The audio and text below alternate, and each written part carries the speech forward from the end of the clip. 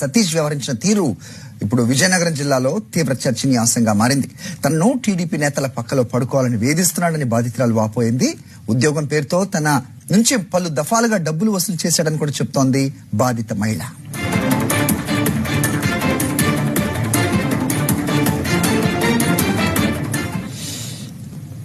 టీడీపీలో పెద్ద నేతలు వాళ్ళంతా కూడా ఇష్టపడుతున్నారని, వాళ్లతో పడుకుంటే లైఫ్ సెటిల్ అయిపోతుందంటూ సతీష్ ప్రలోభ పెట్టాడని వాపోతున్నారామే.